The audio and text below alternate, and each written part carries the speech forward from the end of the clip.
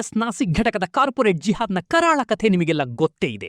ಅಲ್ಲಿನ ಕೆಲ ಮುಸ್ಲಿಂ ನೌಕರರು ಬೀಸಿದ ಮತಾಂತರ ಜಾಲ ಎಂಥ ಭಯಾನಕವಾದದ್ದು ಅನ್ನೋದನ್ನು ನೀವು ತಿಳಿದಿದ್ದೀರಿ.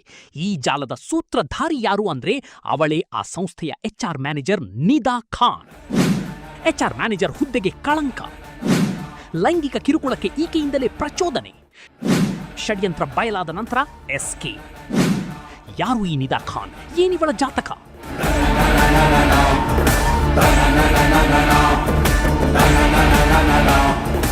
ನಿದಾ ಖಾನ್ ನಾಸಿಕ್ನ TCS ಘಟಕದಲ್ಲಿ HR ಮ್ಯಾನೇಜರ್. ಪ್ರಾಥಮಿಕ ತನಿಖೆಯ ಪ್ರಕಾರ ಈಕೆ ಆಂತರಿಕ ನಾಸಿಕ್ ಘಟಕದ ದೂರು ಸಮಿತಿಯ ICCಯ ಮುಖ್ಯಸ್ಥಳೂ ಆಗಿದ್ದಳು. ಇದು ಲೈಂಗಿಕ ಕಿರುಕುಳದಂತಹ ದೂರುಗಳನ್ನು ವಿಚಾರಣೆ ನಡೆಸುವ ಜವಾಬ್ದಾರಿ ಹೊಂದಿರುವ ಸಮಿತಿ. ಆದರೆ ನಿದಾ ಖಾನ್ ಮಾಡಿದ್ದು ಇದಕ್ಕೆ ಸಂಪೂರ್ಣ ವಿರುದ್ಧವಾದ ಮಹಾಪರಾಧ. ಮಹಿಳಾ ಉದ್ಯೋಗಿಗಳು ನೀಡಿದ ಲೈಂಗಿಕ ಕಿರುಕುಳದ ದೂರುಗಳನ್ನು ಮೇಲಾಧಿಕಾರಿಗಳ ಗಮನಕ್ಕೆ ತರಬೇಕಾದ್ದು ಈಕೆಯ ಕರ್ತವ್ಯ.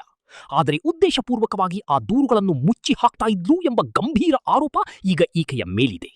ಅಷ್ಟೇ ಅಲ್ಲ, ಹಿಂದೂ ಯುವತಿಯರೇ ಈಕೆಯ ಟಾರ್ಗೆಟ್.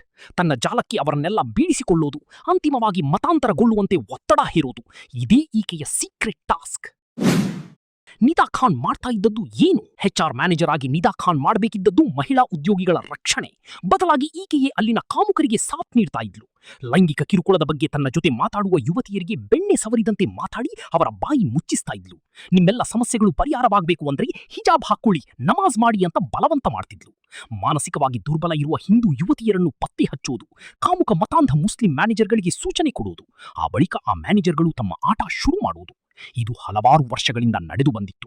ಕಳೆದ 2 ವಾರಗಳಿಂದ ಮಫ್ತಿಯಲ್ಲಿದ್ದ ಮಹಿಳಾ ಪೊಲೀಸರು ಕಂಪನಿಯ ನೌಕರರಂತೆ ನಟಿಸಿ ಒಳಗಿನ ಸತ್ಯವನ್ನು ಬಯಲಿಗೆಳೆದಿದ್ದಾರೆ.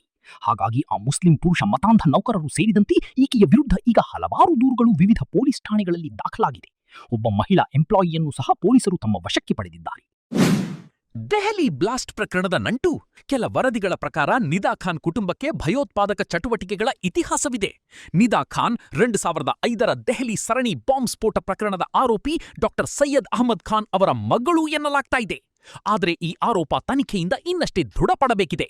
ಈ ಷಡ್ಯಂತ್ರ ಬಯಲಾದ ನಂತರ ಈಕೆ ನಾಪತ್ತೆಯಾಗಿದ್ದಾಳೆ. ಅಲ್ಲದೆ ತನ್ನ ಎಲ್ಲ ಸೋಷಿಯಲ್ ಮೀಡಿಯಾ ಪೋಸ್ಟ್ಗಳನ್ನ ಡಿಲೀಟ್ ಮಾಡಿದ್ದಾಳೆ. ಹಾಗಾಗಿ ಈಕೆಗೆ ಉಗ್ರವಾದದ ಹಿನ್ನೆಲೆ ಇರೋ ಅನುಮಾನ ಗಟ್ಟಿಯಾಗಿದೆ. ಮಹಾರಾಷ್ಟ್ರದ ವಿಶೇಷ ತನಿಖಾ ದಳ SIT ಈಗ ಈಕೆಯ ಜಾತಕ ಜಾಲಾಡ್ತಾ ಇದೆ.